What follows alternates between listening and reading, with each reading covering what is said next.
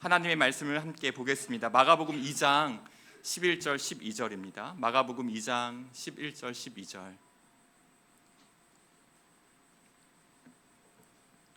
마가복음 2장 11절 12절 말씀을 함께 읽겠습니다. 시작. 내가 내게 이르노니 일어나 내 상을 가지고 집으로 가라 하시니 그가 일어나 곧 상을 가지고 모든 사람 앞에서 나가거늘 그들이 다 놀라 하나님께 영광을 돌리며 이르되 우리가 이런 일을 도무지 보지 못하였다 하더라. 아멘. 우리는 지난 2주에 걸쳐서 중풍병자가 예수님을 만난 이야기와 또 예수님께로 데리고 간 네 사람에게 주목했다면, 오늘은 중풍병자가 온전한 치유를 받고 그 이후의 이야기를 하려고 합니다. 그리고 특별히 예수님께서 마지막에 중풍병자에게 하신 말씀이 있어요. 그러니까 예수님께서 이 성경에 기록하실 정도로 하신 모든 말씀들은 굉장히 중요한 의미가 있지 않겠습니까? 부모도 자녀에게 꼭 필요한 말을 하려고 노력하는 것처럼. 그런데 예수님께서 말씀하셨다, 그리고 예수님께서 하신 말씀을 성경에 기록했다라는 것은 그 예수님의 말씀 한 문장 한 문장에 우리가 다 이해하지 못해도 굉장히 중요한 의미가 있겠죠. 오늘 예수님께서 그 중풍병자에게 마지막 하신 말씀이 뭐냐면, 내가 내게 이르노니, 이 문장이에요. 일어나 내 상을 가지고 집으로 가라 하시니, 내 상을 가지고 집으로 가라 하시니, 이 한 문장이에요. 이 한 문장을 계속 묵상하다 보니까 예수님의 이 마지막 말씀, 중풍병자에게 하신 말씀 중에 오늘 중요한 두 가지 교훈과 의미를 한번 나누고자 합니다. 첫 번째는요, 내 상을 가지고라고 하셨어요. 첫 번째는 내 상을 가지고. 사실 이제 여러분, 중풍병자가 다 나았으니까요, 그 침상이 필요 있습니까 없습니까? 이제 필요하지 않아요. 이 손가락 하나 까딱할 수 없는, 움직일 수 없는 온 몸이 마비된 상태에 예수님께로 갔을 때 필요했던 것이지 일상생활에 필요한 것이 아니잖아요. 그런데 예수님께서 어떠한 말씀하시냐면, 이 상을 가지고, 그 자기가 누웠던 그 침상을 가지고 가라는 거예요. 그러면서 이제 침상을 좀 묵상해 보니까 어떠한 의미가 있을까요? 침상은 중풍병자의 약함을 상징합니다. 침상이 없었으면 움직일 수도 없었고 예수님께로 갈 수도 없죠. 침상은 자기 자신의 약함을 이야기해요. 수없이 벗어나고 싶었던 중풍병자의 그 과거를 의미하기도 합니다. 그런데 이 중풍병자에게 예수님이 이 침상을 가지고 가라고 하셨어요. 가지고 갑니다. 길가에 버릴 수 없겠죠. 가지고 가라고 했으니까. 그러면 어디까지 가져갈까요? 집에까지 가져갔을 거예요. 그리고 집에다 놨겠죠. 집에다 놨을 겁니다. 그리고 오늘의 이 감격이 있다면 아마 막 그 구석에 잘 보이지 않는데 억지로 막 숨겨두지는 않았을 것 같아요. 왜냐하면 은혜의 흔적이잖아요.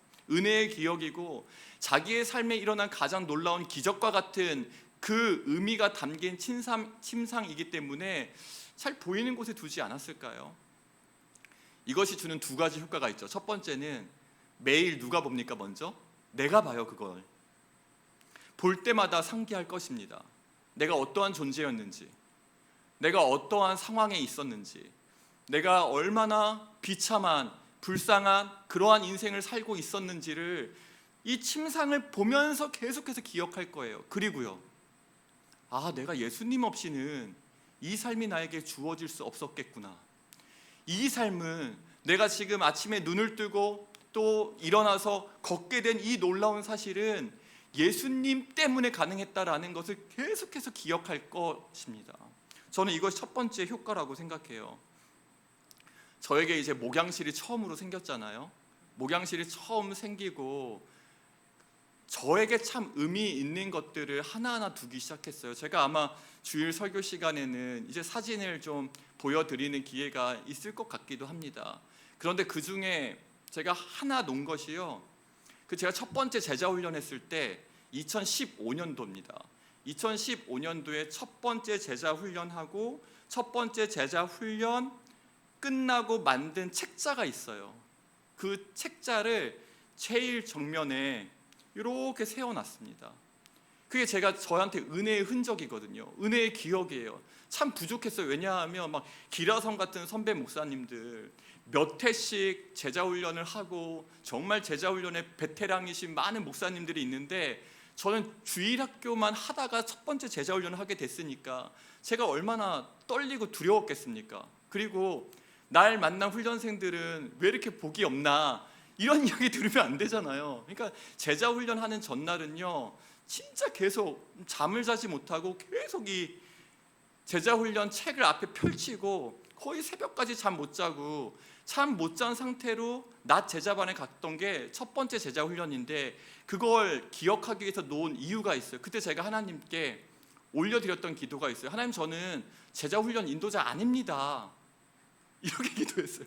하나님, 저는 제자 훈련 인도자 아닙니다. 무슨 제가 제자 훈련을 인도하는 제자 훈련 인도자가 어떻게 될 수 있어요? 저도 그냥 첫 번째 훈련생이라고 생각하겠습니다. 제가 하나님 앞에 첫 번째 훈련 받는 훈련생이라고 생각하고 할 테니 하나님, 저를 긍휼히 여겨주세요. 그게 제 첫 번째 은혜의 그 흔적이에요. 그래서 처음 이 더사랑교회 담임 부임했을 때도 그걸 기억하고 싶은 거예요. 하나님, 제가 무슨 담임 목사입니까? 제가 무슨 담임 목사로서 지금 이제 아직까지는 제가 날을 세고 있는데 이제 3번 주일 보냈어요. 3번 주일 보낸 목사가 무슨 담임 목사입니까? 정말 아장아장 걷고 있어요. 초보 담임 목사잖아요. 처음, 그런데 첫 번째 제가 훈련생입니다 했을 때 이 첫 번째 훈련생이 이 자리에 앉아 있어서 제가 좀 조심스럽긴 합니다. 네. 그런데 정말 저에게는 은혜를 주셨어요. 정말 저에게는 은혜를 주셨어요. 첫 번째 훈련생으로. 그리고 제가 지금 고백하지만 그 제자훈련 교재로 저는 제자훈련을 받아본 적이 없어요. 그러니까 그 제자훈련 교재로 제자훈련을 받아본 적이 없는 사람이 제자훈련 인도자라고 그것을 인도하고 있으니, 지금 첫 번째 제자훈련생이 그런 거였어? 잘못 받았네? 이러진 않을 거라고 믿고요. 네. 그게 제 절박한 마음이었어요. 절박한 마음이요. 지금 이 자리에 있으면서도요, 그 첫 번째 제자 훈련 마치고 났던 그 제자 훈련 이후 만든 책을 놓은 것은요, 지금 그 마음을 다시 갖고 싶어서예요. 부임하기 전에 토요일 날 첫 번째 순장반 모임했습니다. 첫 번째 순장반 모임하고요, 그 모임 했을 때 이제 그 원고가 있잖아요. 저에게 주어진 시간 동안 그 원고도 프린트해서 거기에 그대로 올려놨어요. 첫 번째, 아직 1일차도 아닌 그냥 담임 목사라고 불러주시기는 하나, 담임 목사로서 갖춰야 될 것을 아직 아무것도 갖추지 않은 첫 시작, 이 시작에 저의 절박한 마음. 그리고요, 참 분당 우리 교회 행정목사로 오래 있었다 보니까요, 자꾸 사람들이 뭐라고 이야기하냐면 그냥 하던 대로 하면 돼, 자꾸 이렇게 이야기해요. 그러니까 저는 막 죽겠는 거예요. 그러니까 하던 대로 하면 돼가 저를 격려해 주는 이야기지만, 야, 너 진짜 걱정된다, 너 어떻게 하려고 하니, 그래서 저를 불쌍히 여겨서 기도를 받고 싶은 마음이 너무나 큰 거예요, 제 마음 가운데. 그런데 자꾸 그 격려를 받을 때마다 힘이 나기도 하고 용기가 나기도 하고, 보고 배운 대로 하면 되겠구나, 그런 제 마음의 위안도 있다가 저를 좀 긍휼히 여겨주셨으면 좋겠다. 그리고 제가 이걸 어떤 선배 목사님께 이야기했더니 그런 이야기를 하지 말라는 거예요. 지금은 좀 자신감이 있고 좀 당당해 보이고 이럴 때가 초기에 필요하다는 건데, 여러분 당당하지 않습니다. 당당하지 않아요. 당당하지 않아요. 매일 새벽에 하나님께 도움을 요청해요. 제가 지난 주일날 하나님이 나의 구원이시다, 하나님이 나의 힘이시다, 하나님의 노래이시다, 제가 왜 가슴 벅찼겠습니까?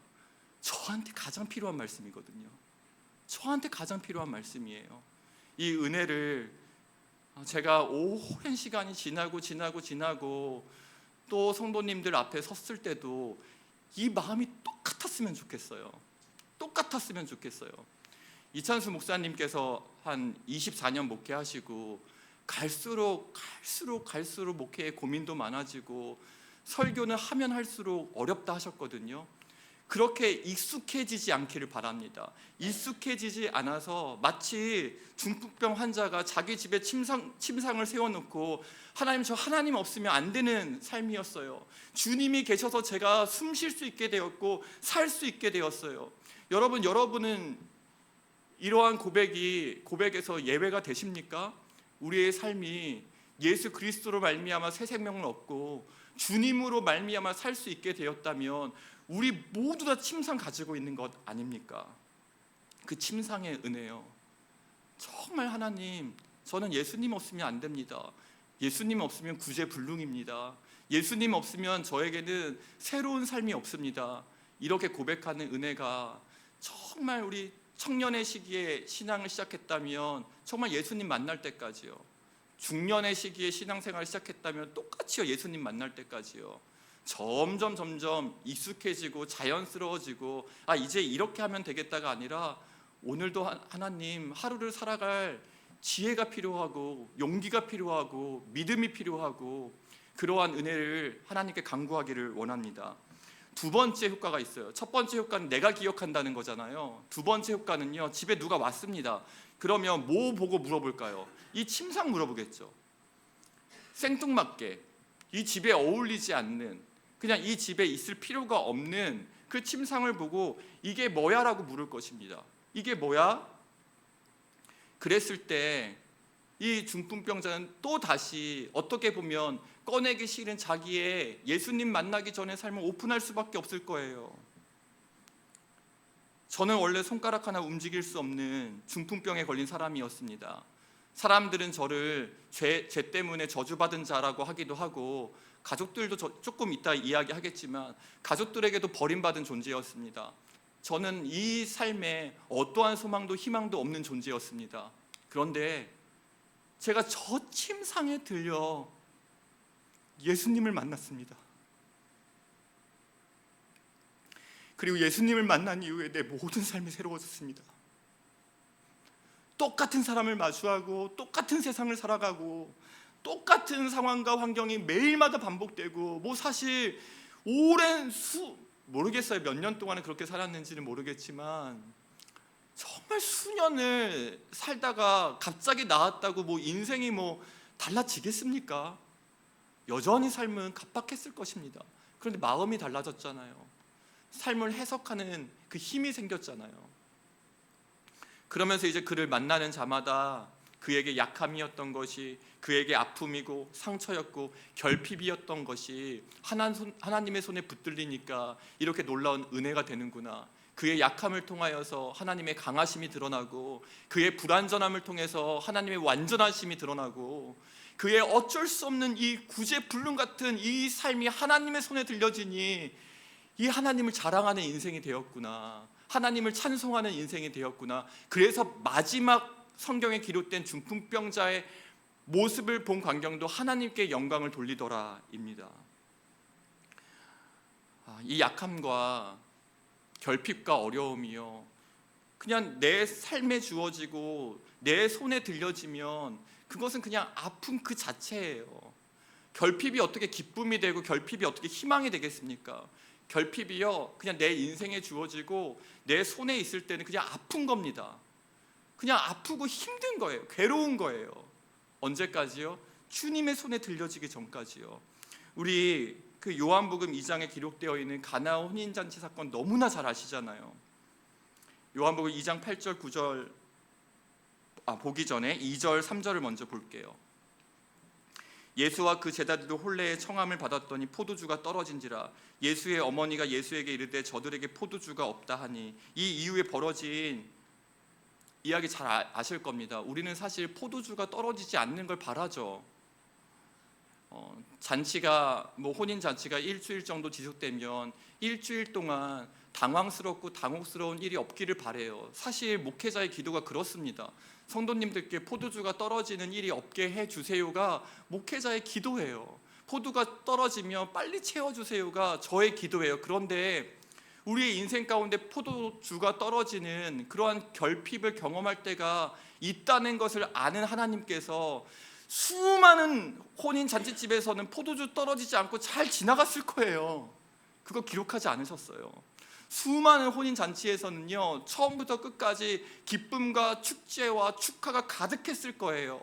그리고 모두가 만족해하면서 이 결혼식 참 행복했다, 참 복되다, 그렇게 축하와 축복 속에 지나갔을 거예요. 우리는 이런 보통의 일상을 꿈꿔요. 그러길 바랍니다. 저도 간절히 바라요. 여러분들의 삶 가운데 저를 만난 이후로 포도주가 떨어지는 일이 없기를 주님께 매일마다 기도해요. 그런데 떨어지는 일이 발생하잖아요. 이 결핍을 어느 누구도 다룰 수 없는데, 포도주가 떨어진 사건을 어느 누구도 해결할 수 없고 모두가 당혹스럽고 당황하는데, 그 자리에 예수님이 계시니 물 떠온 하인은 알더라, 이 놀라운 은혜를 경험하게 되는 것 아닙니까? 포도주가 떨어진 건 힘든 일입니다. 당혹스럽고 당황스럽고 아픈 일이에요. 와, 포도주가 떨어졌네, 이제 하나님이 일하실 거야 기대하는 믿음은요, 정말 세상이 감당하지 못하는 믿음입니다. 그런데 예수님의 손에 그 결핍의 문제가 주어졌을 때 정말 놀라운 일이 벌어지잖아요. 또 한 사람, 오늘 왜 이렇게 시간이 빨리 가죠? 또 한 사람의 이야기를 하려고 해요. 여러분 잘 아시는 모세입니다. 모세는 결핍 가운데 태어난 인생입니다. 민족과 나라가 애굽의 종살이를 할 때 태어났어요. 매일매일 나의 온 가족이 신음하고 아파하고 주변을 다니면 다 신음소리만 들리는 때에 태어난 거예요. 태어나자마자 모든 태어난 남자 아기는 다 죽이라는 그런 끔찍한 명령이 떨어졌을 때였고, 그 명령대로 아이들이 죽어나가던 시절이었어요. 너무나 참혹하고 끔찍하고 지옥과 같은 삶이었어요. 꿈을 꿀 수 없는, 아니 꿈을 꿀 수 있는 기회와 시간조차 모두 다 빼앗긴 결핍으로 태어난 삶이 모세의 삶입니다. 그리고 너무나 잘 아실 거예요. 한 석 달을 숨기잖아요. 석 달을 숨기고 이제 더 이상 숨길 수 없어서 이제 갈대 상자에 넣어서 보내잖아요. 여러분 100일이 안 되더라고요. 100일이 안 된 신생아를 갈대 상자에 넣고 떠나보내는 어미의 심정이 그려지지도 않습니다. 헤아려지지도 않아요. 100일도 안 된 그 아이를 이제는 갈대 상자에 넣어서 맡겨야 되는 그냥 결핍으로 가득 찬 인생이요. 그래서 요게벳의 노래가 그렇게, 그 가사가 우리들 마음 가운데 와 닿는 것 아닙니까? 너의 삶의 참 주인, 너의 참 부모이신 하나님, 그 손에 너의 삶을 맡긴다. 너의 삶의 참 주인, 너를 이끄시는 주 하나님, 그 손에 너의 삶을 드린다. 부모의 그 어떠한 것으로도 채울 수 없는 결핍이 그냥 결핍 가운데 태어난 인생인데, 그래서 우리의 관점으로 해석하면 그것은 그냥 고난이고 아픔이고 결핍이고 괴로움이고 고통인데, 하나님의 손에 들려지니까 결핍 가운데 태어난 인생이 얼마나 많은 은혜를 누렸습니까? 우리는 결핍을 바라지는 않아요. 아까 말씀드렸잖아요. 포도주가 떨어지는 것, 지금 함께 예배드리는 우리 성도님들 어느 한 가정에도 있지 않기를 바라요. 그런데 내일 새벽에도 또 그 다음날 새벽에도 포도주가 떨어진 결핍의 문제로 기도하는 분들 계실 거예요. 저도 목회자로 살아가면서 너무나 많은 행복과 은혜를 누리지만 늘 가정 생각하면 미안함이 있습니다. 네. 제가 저희 가족에게 그렇다고 저를 너무 불쌍히 여기지 마세요. 우리 집은 나를 교회에 내어 주었구나, 나를 교회에 드렸구나. 한나는 아기 사무엘을 하나님께 드렸는데 우리 가족은 이 다 큰 성인을 교회에 드리고, 그러면서 그게 제 마음 가운데는 아픔일 수 있는데, 그게 제가 하나님 앞에서 기도하는 결핍일 수 있는데, 인간 부모가 채워줄 수 없는 모든 결핍들을요, 우리 어미의 마음, 아비의 심정 다 동일하시잖아요. 자녀에게 가장 좋은 거 주고 싶은 그 부모의 심정 동일하다면 아무리 잘해줘도 결핍은 느껴질 거예요. 그 결핍은 내가 채워주려고 하는 것이 아니라 하나님의 손에 맡겨드릴 때에 인간이 채워줄 수 있는 그 양은 딱 내 수준만큼이잖아요. 내가 최선을 다해서 채워줄 수 있는 모든 것은 내가 가지고 있는 것 안에서의 최선일 거예요. 그러나 천지를 지으신 하나님 아버지께 맡겼을 때에 그 하나님께서는 우리가 채워줄 수 없는 모든 것들을 차고도 넘치도록 채워주실 수 있는 하나님을 믿고 그 신앙생활의 기쁨과 즐거움과 은혜를 누리는 우리 모든 성도님 되시기를 주님으로 축복합니다. 두 번째 단어는 다음 주에. 사실은 요 두 번째 단어 때문에 제가 오늘 아침에 우리 순장님들께 카톡을 드리면서 저에게 주신 가슴 벅찬 은혜를 막 나눴거든요. 하나님이 다음 주에 한 번 더 모이라고 그 은혜를 주신다고 생각하고, 오늘은 이 결핍의 문제 한 가지, 이 침상을 들고, 하나님 저에게도 그 은혜의 흔적이 있는데 어디에 침상 놔뒀는지 모르겠습니다. 어디에 침상이 있는지 모르겠어요. 그걸 확인하면 내가 예수님 만나기 전에 어떠한 삶이었고, 예수님을 만난 그 순간에 나에게 주신 은혜는 어떠했으며, 그 이후에 나에게 주신 새 생명의 감격과 감동이 다 살아나실 텐데 지금 침상이 어디에 있습니까?